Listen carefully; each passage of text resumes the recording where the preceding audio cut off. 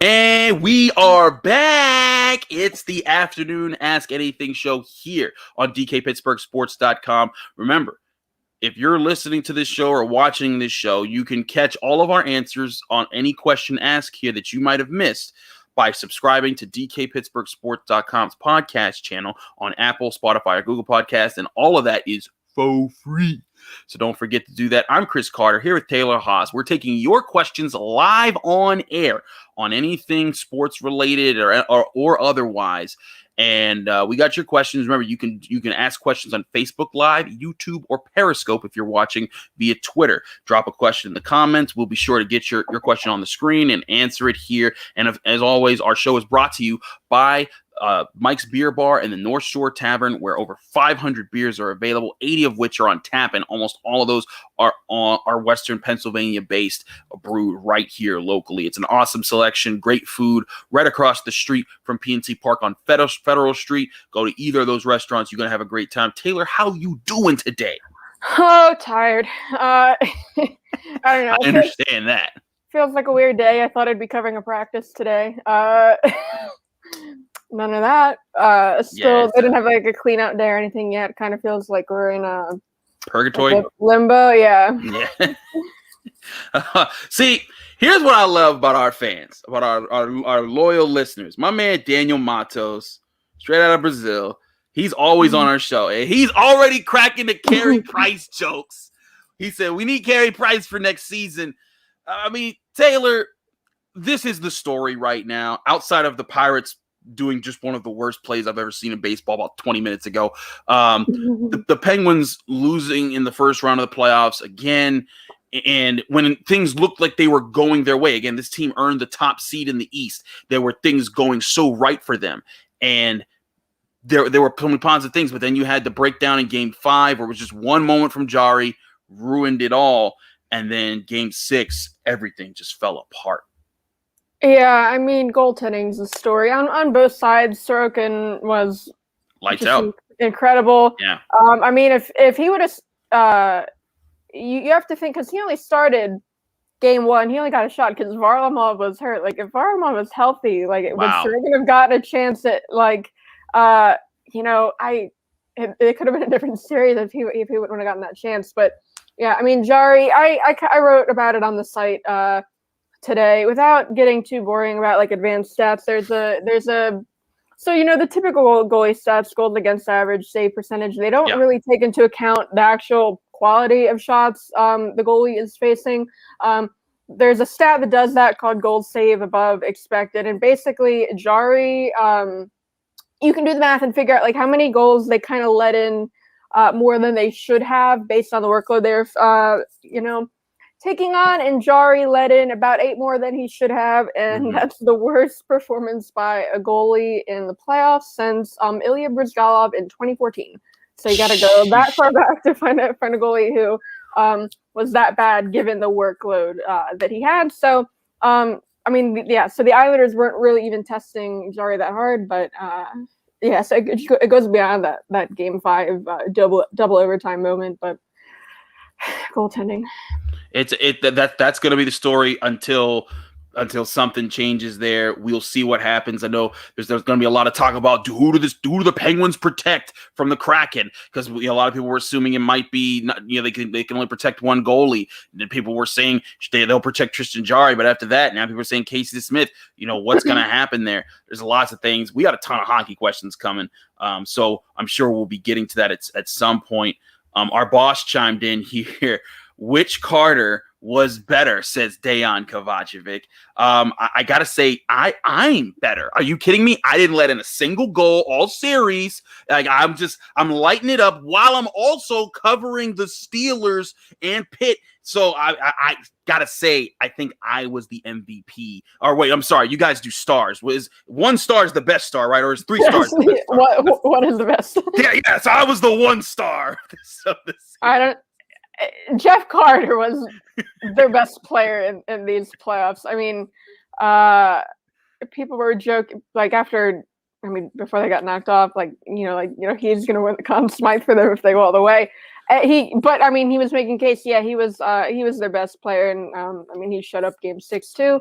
Jari didn't, so I don't know. Those power rankings pretty tough. You might have to go Jeff Carter, Chris Carter, Carter Hart. Does he even deserve a star? I don't think he deserves a star. He's not in the playoffs. That's funny. Got a quick Steelers note here from Chad Parsons, who says, "Can't wait to see Najee at training camp. Looks great from everything I've seen." Hey, we are not officially allowed to say who is and who isn't at practice, but we can tell you that a guy wearing a number 22 jersey at Steelers OTAs today caught a nice one-handed pass from Mason Rudolph. So things are happening there, and I will say this. We talked to Kevin Dotson. I asked him about Najee Harris and what he's seen from him and how the offensive line's gelling with him. They're like, dude, like he knows everything already. He's already taking in everything. He knows where to be with every cut, with every step, with every block, with every rep. He's being everywhere. And so I was like, whoa, okay, that's cool to see. And again, Kevin Dotson's just a second-year player. That's not like if Marquise Pouncey's the last year where you're like, okay, Pound's been with the system for 10 years, but still, Najee Harris making good impressions in OTAs for sure. Steelers fan 1168. Here's the question that we knew was coming, Taylor. Is Mike Sullivan on the hot seat after 3 early playoff exits? I'll let you take this. I mean, I think it's on the table, especially because, I mean, Burke and Hextall, they have a full off season to kind of shape the team the way they want to. If they want to change the identity of the team, the coach is a place to start. There are some good coaches out there that are looking for jobs. I don't think Tortorella is going to come here, not after Tom and I just talked about this. I can't remember if it was off the air on our podcast, but like the way he ripped the Penguins like as an organization in the past. I don't think it's gonna. Torts is on the table. Tocchet, I feel like they'd want maybe some more proven. Jard Gallant might be a good option if they want to make a coaching change, but I don't think a coaching change is a given at this point, but I think it's on the table. That's my thing. I'm not the hockeyite, but I do look at this and see, like, if they had just had a better goaltender, or if Casey Smith was healthy and they could have said, hey, Tristan, we're going to give you a break because you had a rough day. And what if Casey Smith comes in, plays well, and we're talking about Game 7 right now, are we talking about Mike Sullivan being a problem? Because if nothing else, I thought he got this team to rebound, to stay focused throughout the spring and get the top seed. This was, everyone was like, we want the Penguins to avoid the Bruins and the Capitals, get the Islanders, who they did well against all season long. And again, the team they outshot the hell out of the Islanders in Game 5. It was just a couple bad moments, and then a really bad moment at the end of the games.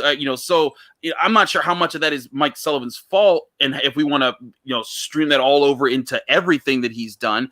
I get this. People are frustrated with the last 3 playoff seasons, but maybe there's some other changes that need to be made. But I don't believe in making those sweeping changes because of a couple bad moments.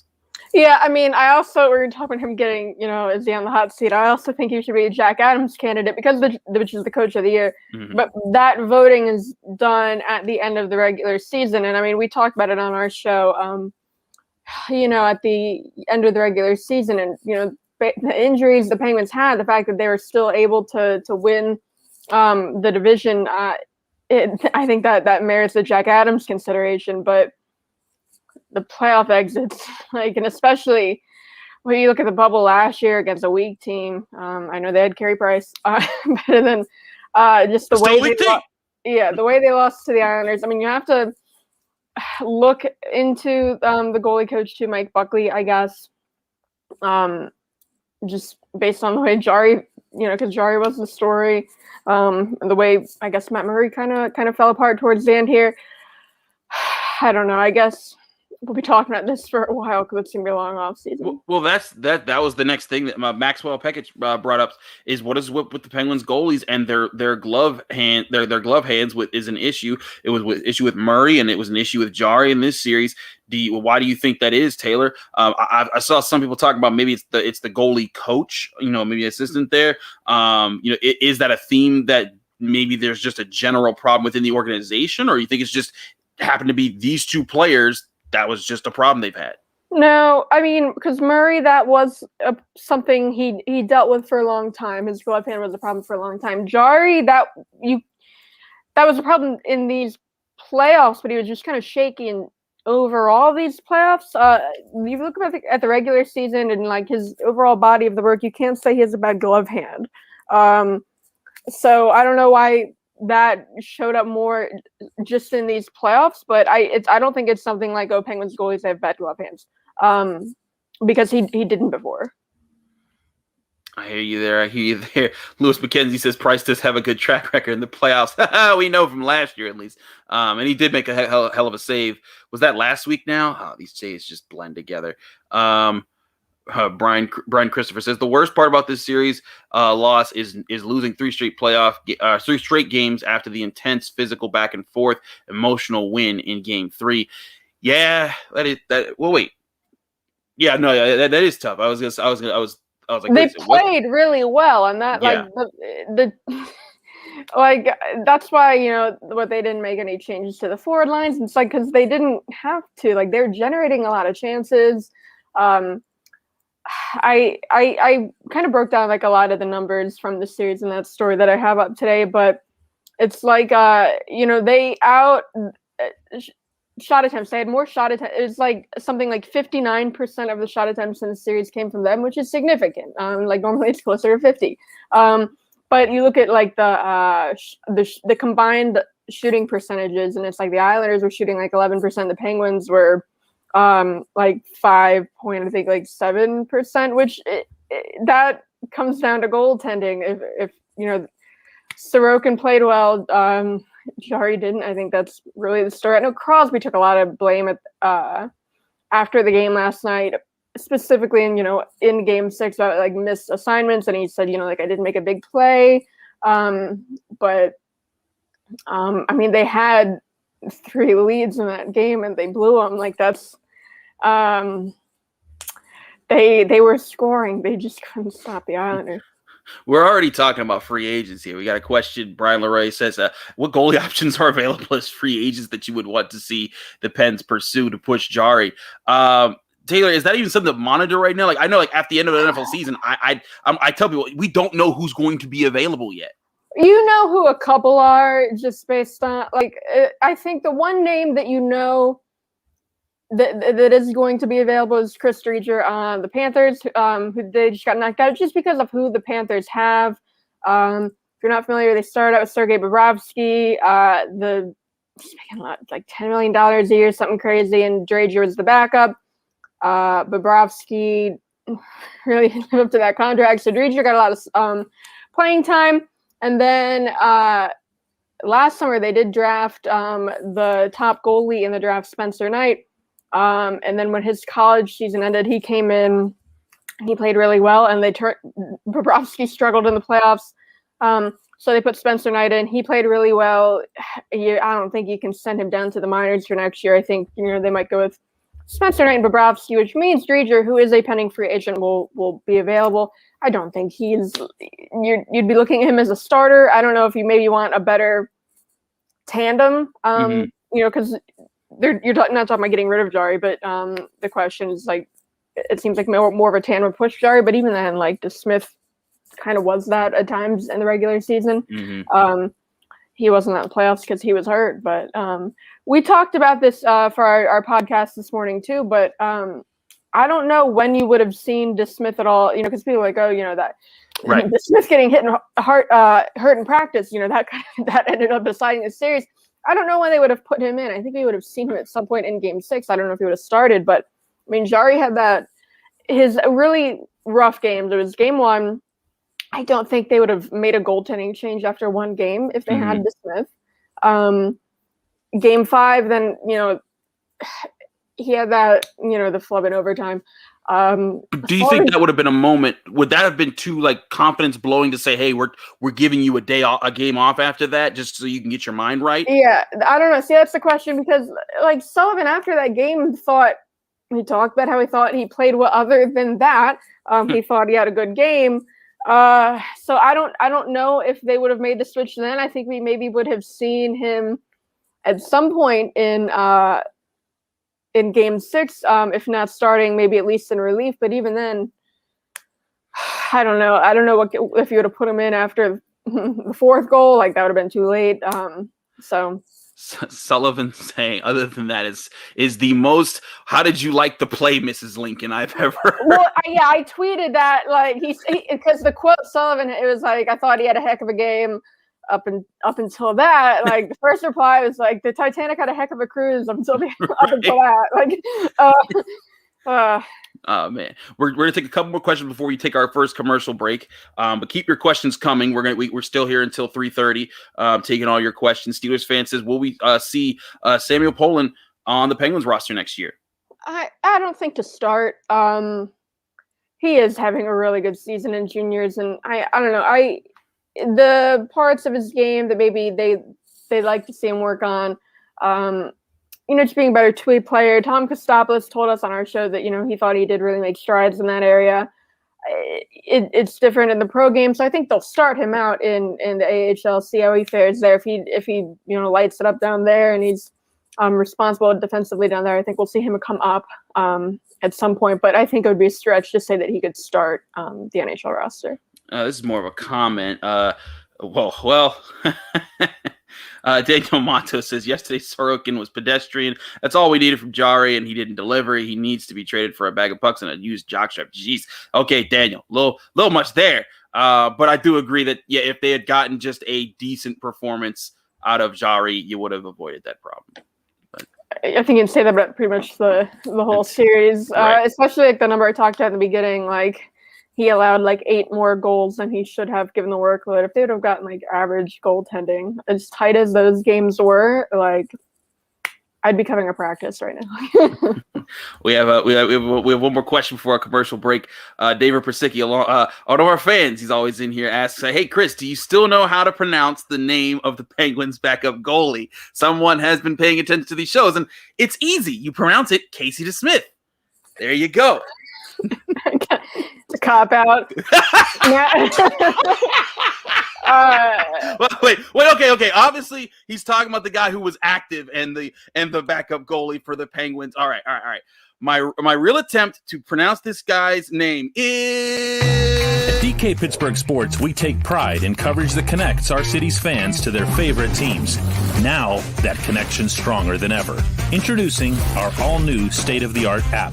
Find expert inside reporting and original podcasts. Check live box scores. Track the latest stats. Chat it up with our community of thousands of fans, all in one place. The new app from DK Pittsburgh Sports. Coverage that connects.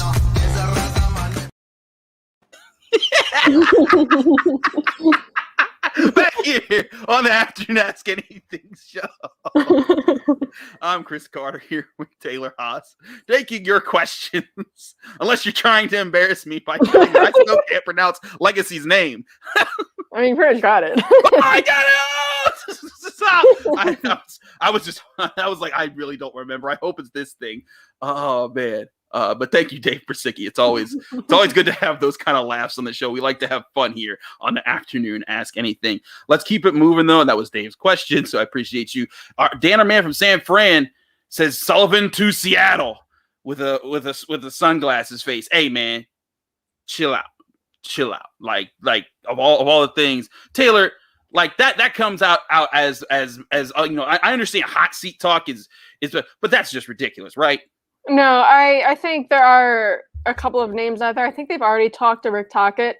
I believe Rod Brindamore still hasn't signed an extension in Carolina. And his name is, so if, they're going to poach an active coach, he makes sense just because of the Ron Francis connection, but Seattle's not going to take Sullivan. Yeah. Your bald majesty says Torts for a segment on TNT. I guess he was on TNT. I don't know if he's done just kind of like that light analyst work, but I mean, because they are hiring former players, because they just got Gretzky as an analyst, which I guess is good for the name recognition, but I don't think Wayne Gretzky is that interesting to listen to break down hockey. it's not like basketball, like their basketball coverage where like they have like, you know, the stars and like they're actually it's like they're stars and they're actually like kind of good TV. I don't think Gretzky is necessarily that. But how much of that is also hockey just hasn't been as prominently featured?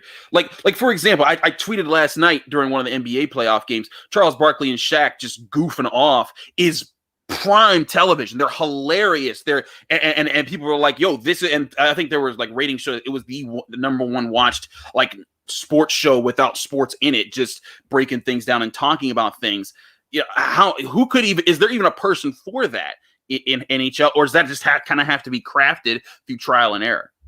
Yeah, I mean, I think part of it, you know, if they are going for former players, is that, you know, like hockey culture, like they don't really, like showing that kind of like personality, at least like while you're an active player, isn't that encouraged. I mean, there are definitely some former players that would make, that are at least entertaining, and maybe some current players too, that when they're done would be good in that kind of role. I just don't,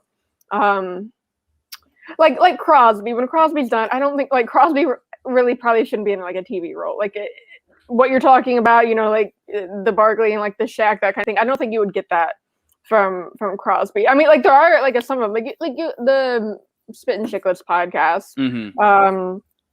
You know, regardless of what you think of it, like you at least like get personality on that show, and I think that's why that show is just so popular. Is because like that's one of the only places you really get it.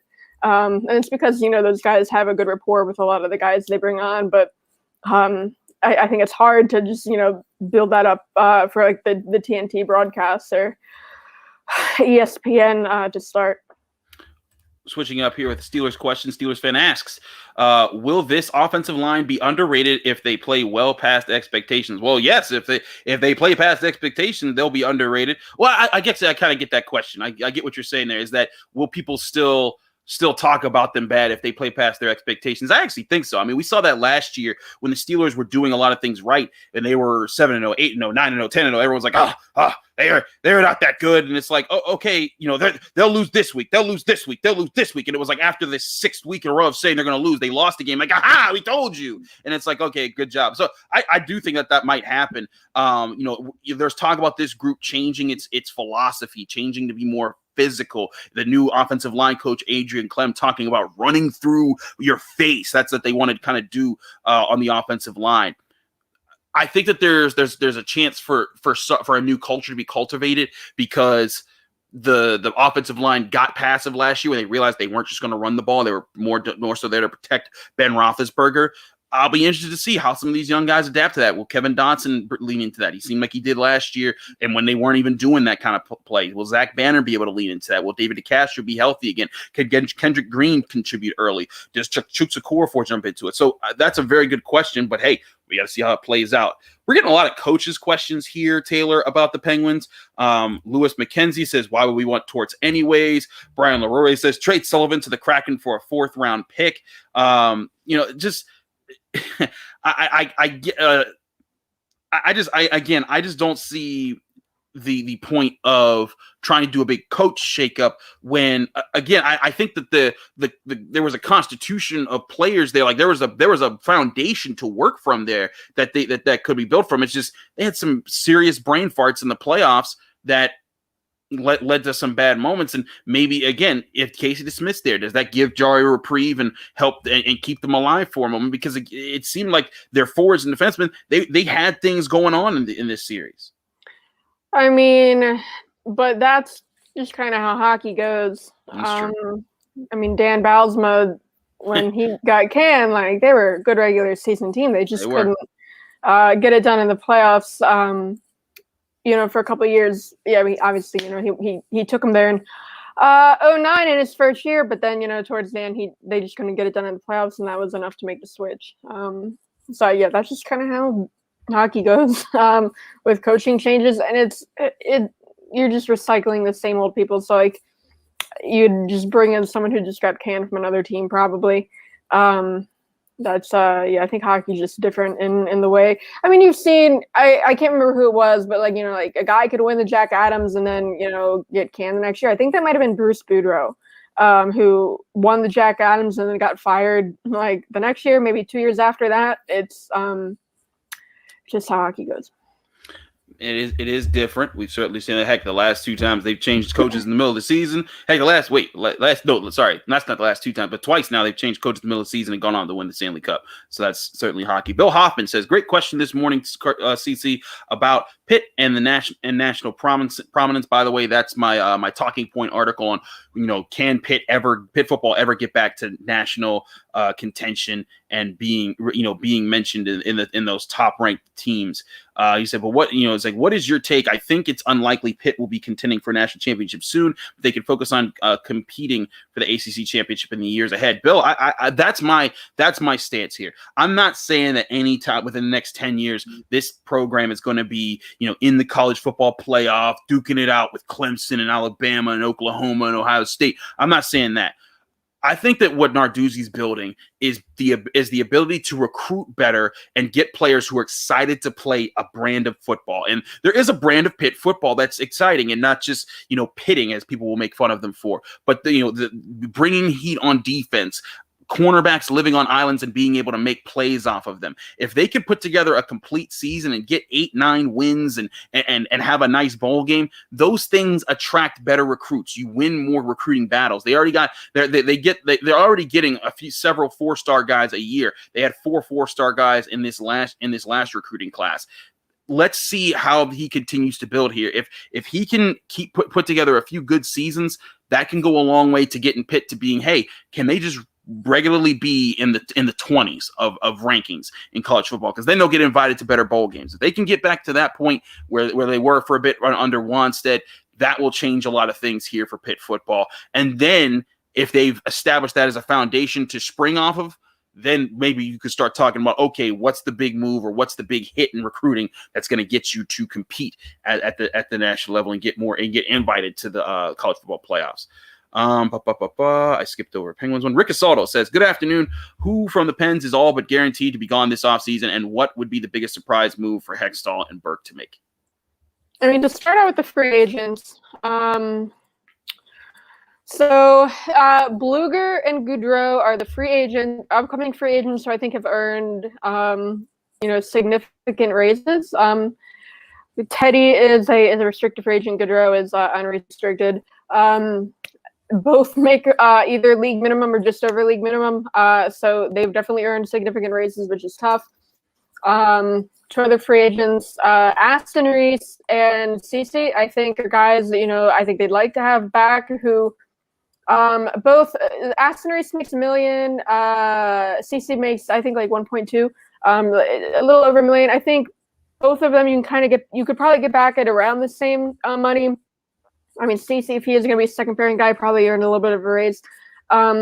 Rodriguez, Sevier, and Jankowski are the free agents I think you see walk because they don't need them. I mean, Rodriguez is a good depth option, but I think he could probably at least get a more regular job elsewhere, so he might look into that.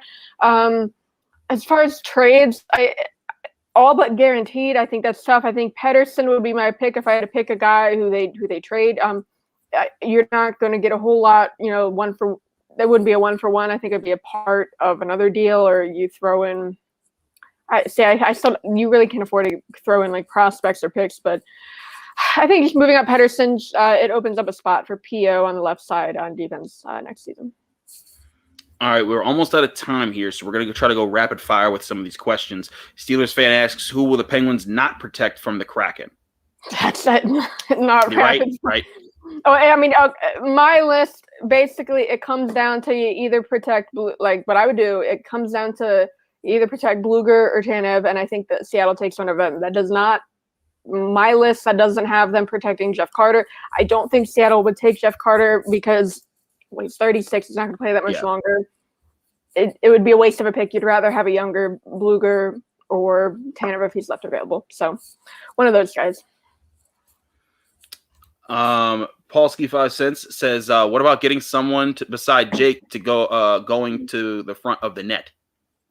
That would be nice. I think, that's something that could have made a difference in this series, being able to rattle, at least, get Sorokin off his game. I don't know if Hornquist would have, been the difference in this series, but they needed someone to get Sorokin off of his game.